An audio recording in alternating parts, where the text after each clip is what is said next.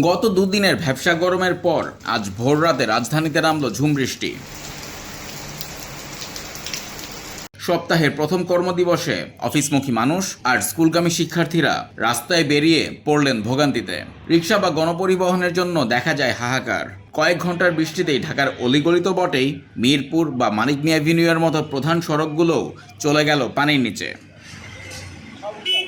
আবহাওয়া অধিদপ্তর জানাচ্ছে, গত রাত ৩টা থেকে আজ সকাল ৯টা পর্যন্ত রাজধানীতে মোট ৫৯ মিলিমিটার বৃষ্টি রেকর্ড করা হয়েছে, যা ঢাকার জন্য বেশ ভারী বৃষ্টি। এই বৃষ্টির কারণে সকালের দিকে ঢাকার তাপমাত্রা এক ধাক্কায় প্রায় ৬ ডিগ্রি সেলসিয়াস কমে ২২ থেকে ২৩ ডিগ্রিতে নেমে আসে।